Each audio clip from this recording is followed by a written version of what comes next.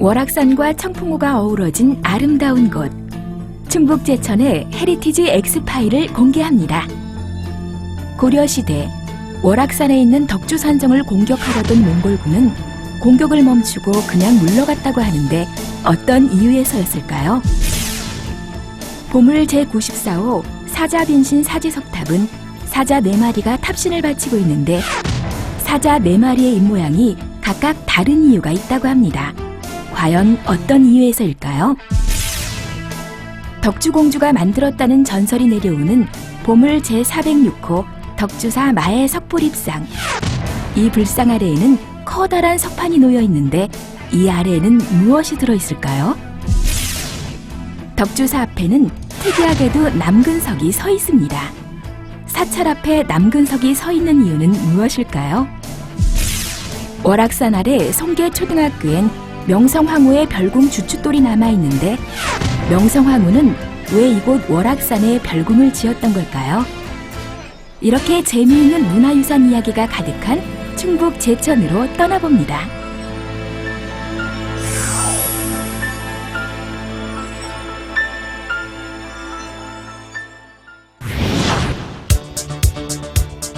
치악산, 설악산과 함께 3대 악산으로 꼽힐 만큼 산세가 험한 월악산. 월악산은 아름다운 자연도 잘 보존돼 있는데 또 우리의 소중한 문화유산들이 곳곳에 깃들어 있습니다.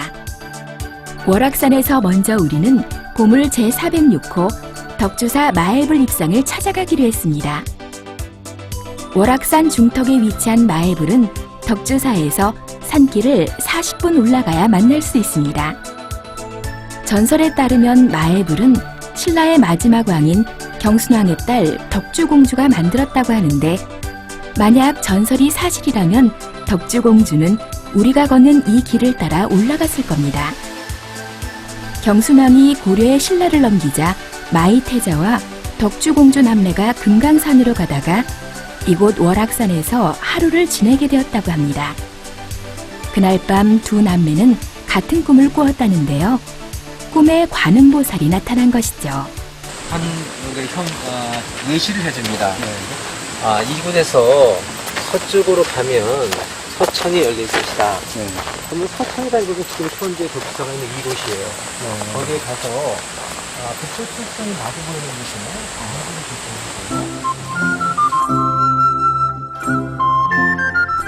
그리고 관음보살은 북두칠성이 마주 보이는 자리를 골라 마애불을 조성하라 이런 말을 전했다고 합니다. 그래서 덕주공주는 이곳에서 8년이라는 세월을 머무르며 불상을 조성했는데 그것이 우리가 만나러 가는 마애불이라는 것이죠. 가쁜 숨을 내쉬며 한참을 올라가자 탁 트인 공간에 돌로 쌓은 축대가 나오고 그 위에 거대한 암벽이 나옵니다. 그리고 그 바위에 높이 14m의 거대한 마애불상이 우리를 맞아줍니다. 불상을 보는 순간 감탄이 절로 나왔습니다. 지금도 저 높은 바위에 올라가 조각하는 일이 쉽지 않을 텐데 고려시대 과연 어떻게 이런 큰 불상을 조각했을까 하는 생각이 들었습니다. 불상을 살펴보면 후덕한 얼굴을 한 마애불은 몸에 비해 얼굴이 크고 얼굴 부분이 도드라지게 조각되어 있습니다. 반면 몸을 보면 두 손이나 버비의 옷주름 등은 얕은 선으로만 간략하게 처리했음을 볼 수 있습니다. 이곳 마애불은 덕주공주하고 굉장히 관련이 깊습니다. 마이태자와 덕주공주가 이곳에 오면서 이 마애불이 조성하는 그런 인연을 갖게 됩니다. 그러한 인연으로 그 불상의 그 얼굴 이미지가 덕주공주의 이미지를 형용했기 때문에 다른 이미지를 하고 있습니다. 가슴 앞으로 올린 두 손은 유달리 크고 투박한 느낌을 주는데 부처님의 손 모양인 수인을 보면 오른손은 엄지와 가운데 손가락이 맞대어 있는 아미타불의 구품인입니다. 구품인이란 아미타불이 중생들을 상중하 3등급으로 나누고 이것을 다시 9등급으로 나눈 것인데 이렇게 단계를 나눈 이유는 각 단계에 맞게 설법해야 중생들을 모두 구제할 수 있기 때문이라고 합니다. 구품인 중 덕주사 마애불처럼 엄지손가락과 가운데 손가락이 맞대어 있는 형태는 중품 중생으로 불교의 계율을 지키고 열심히 수행한 사람이 태어날 수 있는 극락세계를 뜻합니다.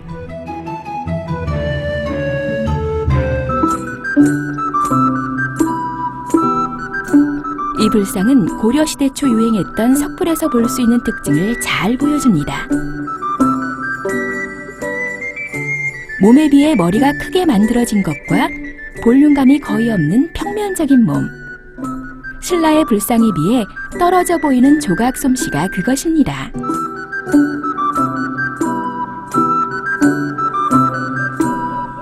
그리고 옷의 주름이 규칙적인 세로선으로 표현되고 양 다리 위로 갈라져 표현된 타원형의 옷주름은 통일신라시대 불상의 법의 형식이 도식화된 것으로 이건 역시 고려시대 초기 석불에서 잘 볼 수 있는 형태입니다. 불상의 양 어깨 위에는 구멍이 나 있는데 이 구멍은 과거 이곳에 이 불상을 모신 목조 전실이 있었음을 알 수 있게 해줍니다.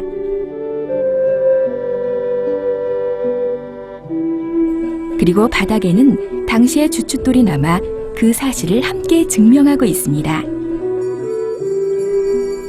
마애불 바로 앞 공터는 옛날 덕주사가 있던 자리. 덕주사에 관한 옛 기록을 보면 동으로 45리에 있어 청풍 경계를 이룬다. 상하덕주사가 있다라고 적고 있습니다. 그러니까 지금의 덕주사 자리는 하덕주사, 마애불이 있는 이곳은 상덕주사가 있었던 것이죠.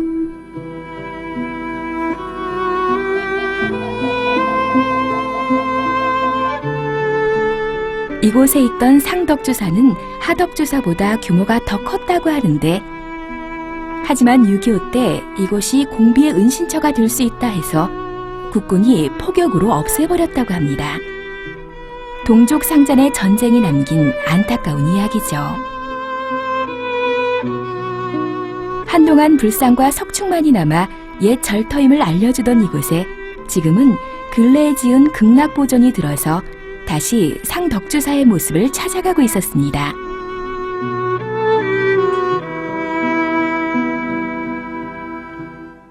그런데 이 마애불에는 찾아온 사람들이 그냥 모르고 지나치기 쉬운 비밀이 하나 있습니다.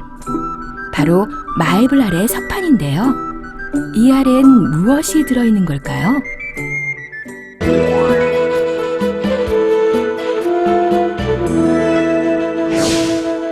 네, 오락산 정상에는 여인이 누워 있습니다. 바로 이곳은 여인의 바로 자궁 부분에 해당하는 그 부분이고요. 이곳에는 우리가 아기가 잉태해야 되는 그런 부분입니다. 그러기에 이곳의 기운은 신비감이 감돌고 그 부처님이 계신 그 밑에는 대자 밑에는 찰랑찰랑 샘물이 항상 솟구치고 마르지 않는다고 합니다.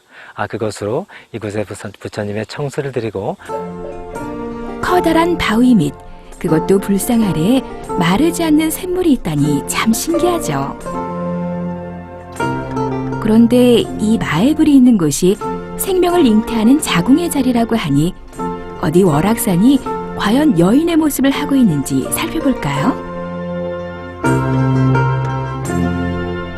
송계리 쪽에서 보면 월악산은 정말 여인이 누워있는 듯한 모습입니다. 능선을 보면 얼굴이 보이고 그 옆 월악산 영봉은 볼록 솟은 가슴이 됩니다.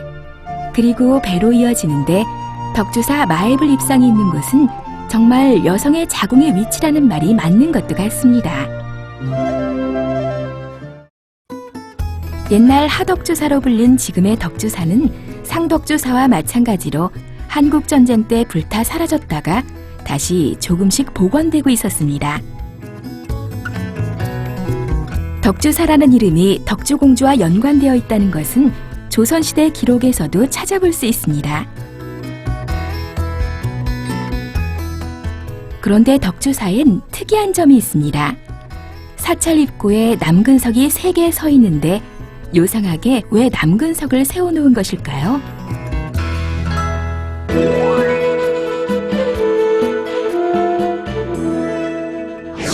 이것은 풍수 지리적으로 볼 때 월악산이 음기가 강한 산이어서 그 음기를 누르기 위한 것이라는 설과 또 한편으로는 이곳이 남아 선호 신앙이 깃든 곳이었으리라는 추정도 해볼 수 있습니다. 이렇게 월악산이 여성적인 산이라고 하지만 월악산은 또 천혜의 요새이기도 합니다. 조선시대 비결 잡록에는 충주 월악산 하송계, 부리병화 보신산수라 하여 월악산이 병화가 있어도 숨어 살만한 곳으로 기록되어 있습니다. 그런 월악산을 더욱 튼튼한 요새로 만든 것이 바로 덕주산성입니다.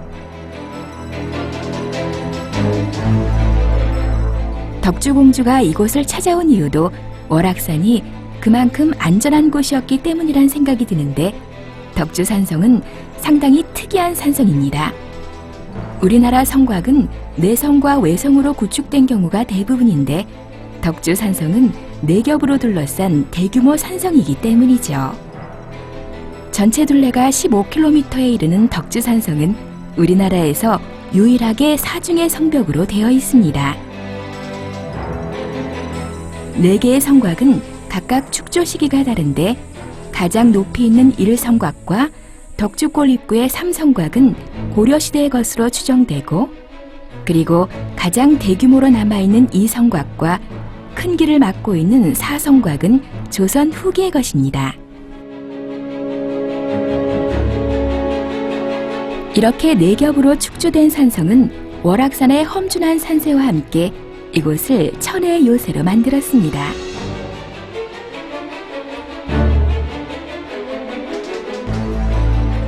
덕주사에서 30분 정도 오르면 계곡을 막아선 내성 성벽을 만날 수 있습니다. 내성은 4km의 성벽으로 이어졌는데 험한 자연지형을 이용해 산성을 쌓은 것을 잘 볼 수 있습니다. 네, 덕주산성은 이렇게 외곽성, 그 다음에 하성, 중성, 상성 이런 구조를 갖게 됩니다.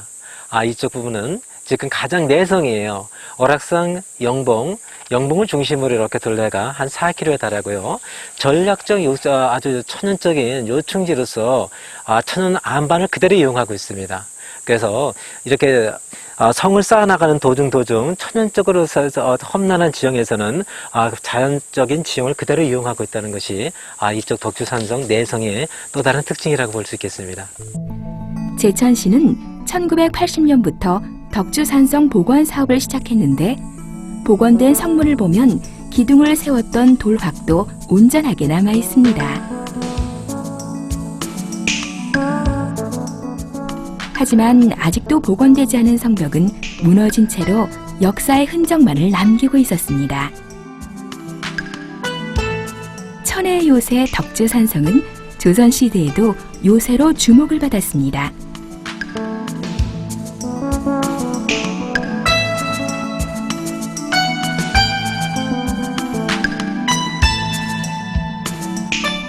중종 때는 내성을 쌓았고 또 선조 29년에는 정유재란에 대비해 이시발에게 덕주산성과 조령관문을 수축하게 했습니다. 복원해 놓은 남문, 동문, 북문 등 3개의 성문은 길을 차단하는 역할을 했다고 합니다.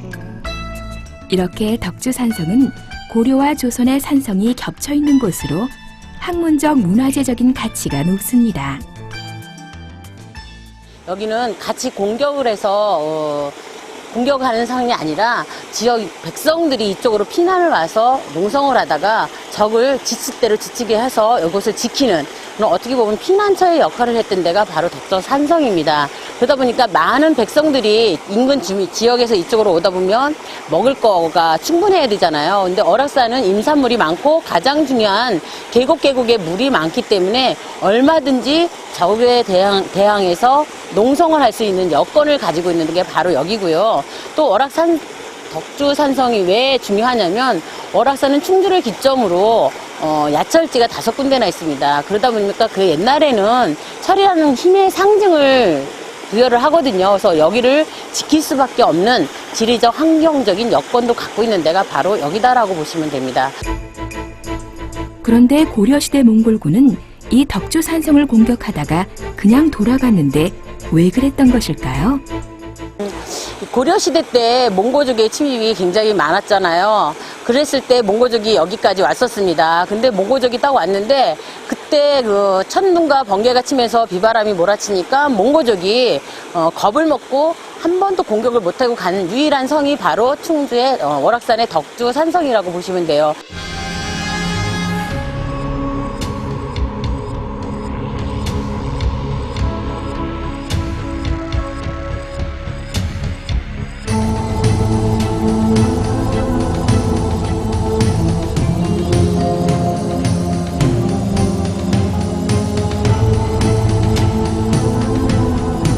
덕주산성이 그만큼 철통 같은 요새였고 적이 공략하기 어려웠음을 전설을 빗대어 이야기하는 것이죠. 월악산 아래에 위치한 송계초등학교. 이곳에서 월악산과 덕주산성이 안전한 곳으로 주목받은 또 다른 흔적을 볼 수 있습니다. 학교 운동장 한켠에 놓인 커다란 초석들이 바로 그것인데요. 이것은 구한말 명성황후가 별궁으로 만들려 한 건물의 흔적입니다. 그렇다면 명성황후는 왜 이 먼 월악산 아래에 별궁을 만들려 했을까요?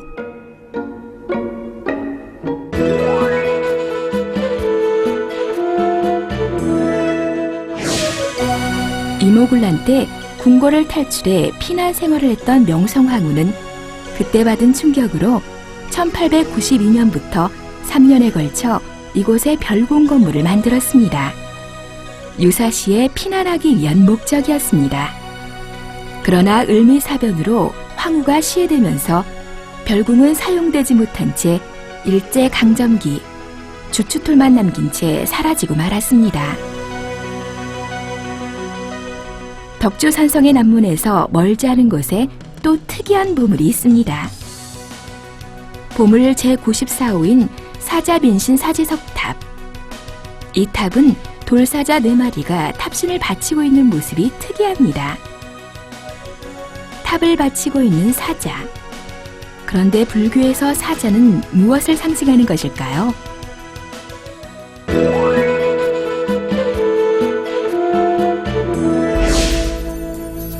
불교에서 사자는 진리를 상징하고 악을 물리치는 역할, 용맹정진을 상징합니다. 그래서 여러 가지 악행을 굴복시키는 부처님을 인사자라고 하고 부처의 위험 있는 설법을 사자후, 부처가 앉는 자리를 사자좌라 하는데 불교의 유적에 사자가 등장하는 것은 이런 이유 때문입니다. 그런데 이 사자들을 살펴보면 특이한 점이 있습니다. 입을 담은 녀석부터 크게 벌린 녀석까지 4마리 모두 입모양이 다른데요. 과연 무엇을 의미하는 것일까요?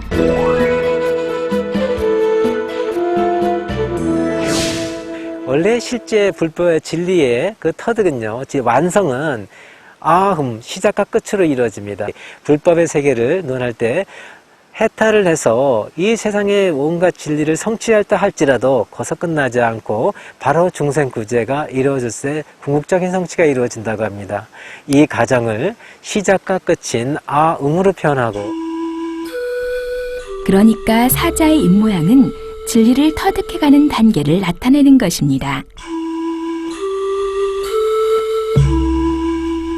탑의 안을 살펴보면 화려한 연꽃 문양 아래 독특한 모습의 불상이 자리하고 있는데 표정도 그렇지만 머리에 두건을 쓰고 있는 모습이 특이합니다. 뒤에서 보면 나비 매듭을 하고 있는데요. 이 불상은 과연 어떤 불상일까요?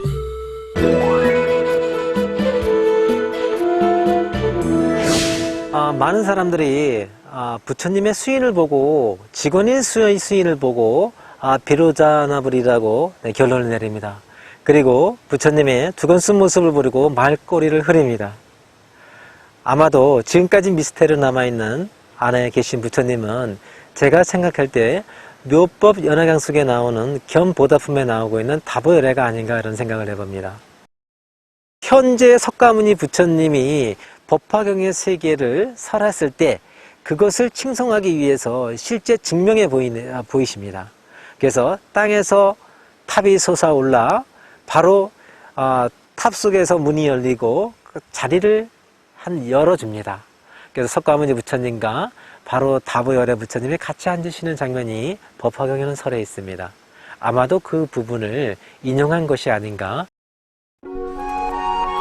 이 탑의 아래엔 십행 79자의 해서체로 된 명문이 새겨져 있습니다. 그 명문을 살펴보면 몹쓸 적들이 영영 물러갈 것을 기원하며 고려 현종 13년 월악산 사자빈신사에 구층 석탑을 세웠다는 내용입니다.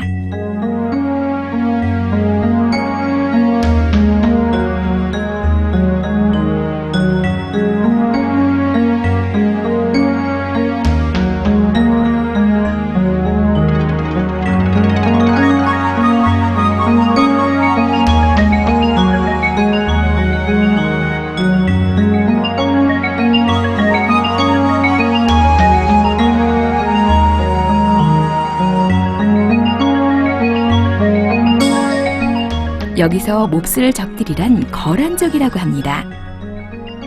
이 명문으로 이 탑이 1022년 세워졌다는 것과 당시엔 구층 석탑이었음을 알 수 있게 됐는데요. 없어진 나머지 층의 석탑은 어디에 있을까? 또 온전하게 복원될 수는 없을까? 너무나 안타까웠습니다. 제천 10경 중 첫 번째라는 의림지를 찾아가는 길. 가는 도중 우리는 또 독특한 모습의 탑을 만날 수 있었습니다.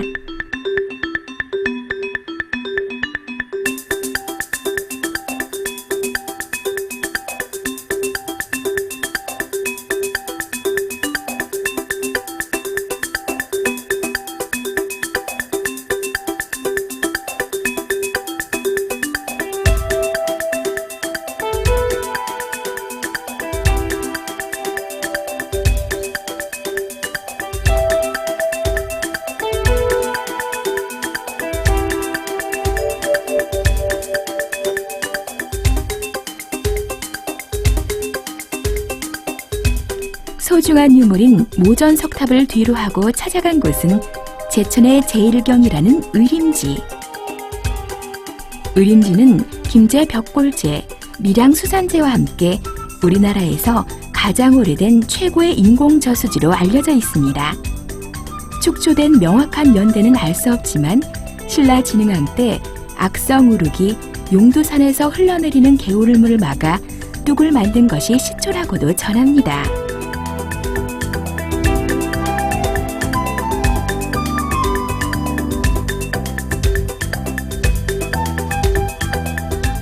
의림지는 예전부터 제천 사람들의 단골 소풍지였습니다.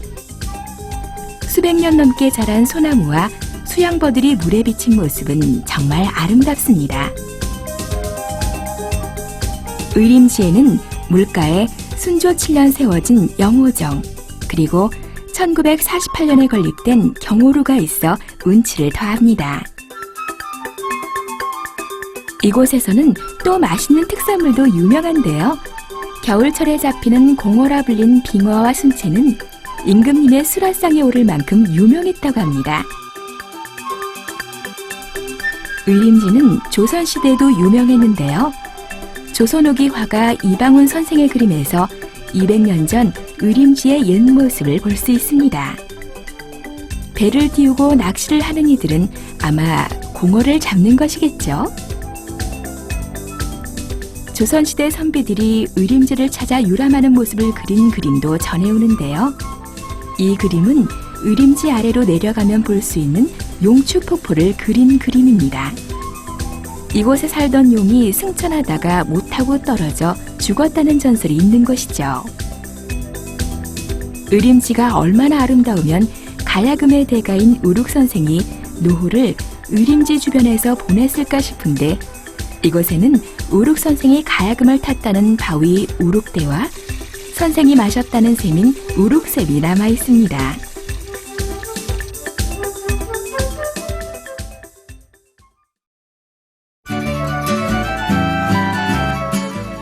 의림지 물에 비친 나무의 모습.